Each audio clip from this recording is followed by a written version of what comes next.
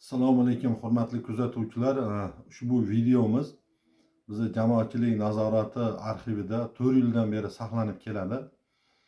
Bu videomizni qo'yganimizda shu bir kun bo'lmasdan o'chirtirishgan va amaliy yordam beramiz deb va'dalar berishgan. Lekin ushbu xalq ushbu masjidni ochilishlik orzusi puchga aylanyaptimi degan fikrga kelib bo'lgan.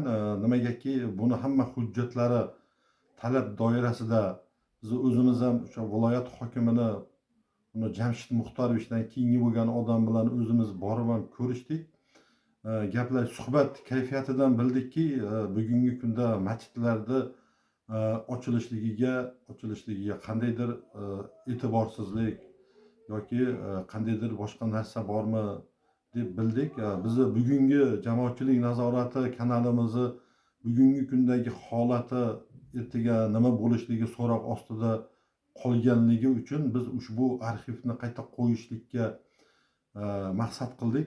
Sababi inson bu dunyoda bir savob qilishlik niyatida bo'ladi albatta. Nimagaki inson bu dunyoda qancha yashashligini o'zi bilmaydi. O'shaning uchun biz ushbu videoni yana qayta tarmoqqa qo'yishlikka maqsad qildik. Mana ko'ring, bu videomiz 4 yildan beri biz arxivimizda saqlanmoqda. Assalomu alaykum hurmatli kuzatuvchilar. Biz bugun Farg'ona viloyati Tashkilliguzar qishlog'idamiz. Bu qishloq aholisidan bizga murojaat kelib tushgan. Murojaatni masalasi shundayki, ushbu qishloq bir necha yildan beri qishloq hududiga jami masjid qurishlik maqsadida harakat qilib kelmoqda. Bularni qilayotgan iddaosiga ko'ra, bugungi kunda Adliya vazirligi tomonidan qo'yiladigan talablar, hujjatlar hammasi o'sha ruxsat berishlik darajasida, lekin bularni aytishlariga qaraganda o'sha viloyat mas'ullaridan kimdir mana shu narsaga bosh qo'shmayapti. Biz bugun ushbu fuqarolarni murojaatini o'rganamiz va Assalomu alaykum Shavkat Miromonovich. Biz Farg'ona viloyat Uchko'prik tumani Toshko'zlar mahalla fuqarolar yig'inidan sizga murojaat qilyapmiz. 4 yil bo'ldi o'sha yerda hashar yo'li bilan masjid qurganmiz, ham ziyoratgoh bor. Juda ko'p marta hujjat deyishdi, hujjatlarni yig'ib olib bordik. 50 marta Toshkentga ham bordik, Farg'onaga ham bordik. Tuman hokimining rozilig'i bor, diniy qo'mitaning rozilig'i bor, lekin shu Farg'ona viloyati hokim o'rinbosari nima sababdandir bizga rozilik xati bermayapti.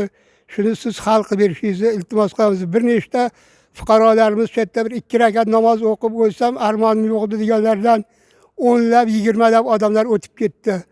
Mana meni ham misol yoshim 78 ga kirdim.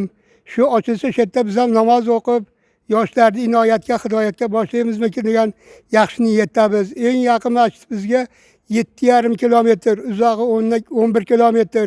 Borib o'qishga qiynalyapmiz. Juma namozlarini, hayit namozlarini. Shu yerda ilgari shu masjidimizda namoz o'qib yurgandik. Nima sabab bo'ldi? Hech qanaqangi yozma yoki og'zaki ravishda nima qilmasdan bekitib qo'yishgan. Mana shundan shaxsan qiynalib yuribmiz. Juda ko'p 4 ta 5 ta mahalladan kelib namoz o'qiydi shu yerda. Shunga iloji bo'lsa shu yordam bersangiz. Jami masjid qilib shu yerda juma masjidlarida hayit namozlarini o'qisak, yoshlarni shu inoyatga, hidoyatga boshlamoqchimiz, xolos bizning niyatimiz. Bizda bunaqangi nimalar yo'q. Sizdan iltimos qilib, sizdan so'raymiz shuni. Bu hozir mablag' hashar yo'li bilan qilganmiz hammasini. Xalq o'zi hashar yo'li bilan pul yig'ib, mehnati bilan, mablag'i bilan qatnashib shuni qurdik. 4 yildan beri juda qiynalib ketdik. 4 yildan beri shu holat bo'ladigan bo'lsa, bu joyga mablag' sarflaganlar, homiylik qilganlarning o'rtasida bir haligi mayda-chuda gap. Unaqangi hech qanaqangi gap chiqqan yo'q, gap so'z bo'lgan yo'q. Hammasi o'zi ko'ngildan chiqarib. Eshitib turing aka. Hozir xalqni o'rtasida shuncha mablag'ni mekrga sarflab qo'yibmizmi, bu ruxsat berilmaydigan masjidga degan gap so'zlar bo'lyaptimi yo'qmi? Ha endi nimaga ruxsat bermayapti? Shuncha mablag'ni sarfladik, nima qo'ydik? Homiylar tomonidan odamlar ishonchini yo'qotyapmiz-da, hozir shu yerda ochilmaydi shekilli, dinga qarshi shekilli degan gaplar ham bo'lyapti. Shunga iltimos sizdan bizga shu masjidimizni ochishga yordam bersangiz. Hozir. Aka. Ha, bu hozir masjidlaringga shu tayyorlangan hujjatlar hammasi siz hammasi umuman shu davlat xavfsizligi hammasi o'rganib chiqilganmi? Hujjati Toshkentdan nima tashrif buyurgan mana u nima deymiz? Nima kelib ko'rib ketdik-ku. Diniy qo'mitada. Musulmonlar idorasidan keldi. Musulmonlar. Toshkentda diniy qo'mitadan. Tushunasizmi? Qani Musulmonlar aka, idorasidan siz- rozilik xati bor. Ha, mana shu narsalarni gapirib berasiz. Hurmatli yurtboshimiz. Sizni yurtimizning obodligi, xalqimizning tinchlik, osoyishtaligi borasida olib borayotgan barcha sa'y harakatlaringizni xalqimiz qattiq hurmat qiladi. Obod mahalla dasturi bo'yicha mahallada juda katta ishlar amalga oshirildi. Shuni bittasi mahallada xalqimiz roziligi uchun masjid qurilishiga xalqimiz juda katta mablag' sarflab hozirgi holatga keltirdi. Masjidni ochilishi to'g'risida aloqador tashkilotlarda hammasidan hujjatlar olingan. Hamma tashkilotlarda rozilik xati, hujjatlar tayyorlangan. Farg'ona viloyat adliya bo'limiga hujjatlar topshirilgan, ulardan rozilik olingan. Toshkentdan diniy qo'mitadan, musulmonlar idorasidan rozilik, ruxsat olingan. Faqat viloyat hokimining o'rinbosari Jamshidbek Muxtorovichni rozilik xatini olish 4 yildan buyog'iga juda qiyin bo'lyapti. Aniq sababini xalq bilmaydi. Hozir xalqimiz davlatimizni dinga munosabatini, siz shu sohada olib borayotgan sa'y harakatlaringizni qadrlaydi.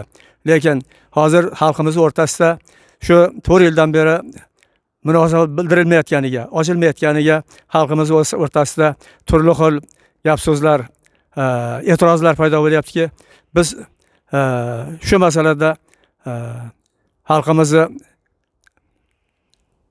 norozilik kuchayib ketishidan qo'rqamiz, cho'chib turibmiz. Shuning uchun masjidimizni ochilishiga shaxsan hissa qo'shishingizni, ruxsat berishingizni xalqimiz nomidan sizdan so'raymiz.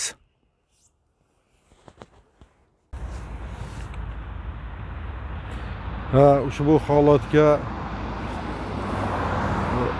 viloyat hokimi Xayrullo Hayitboyevich ham befarq bo'lmaslikka chaqirib qolamiz. Nimagaki, mana xalq o'zi hashar yo'li bilan shu jami masjid shu yerga ochishligini xohlabdi.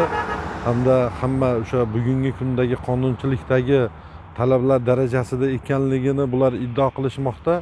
Biz hozir murojaatchilarga so'z beramiz.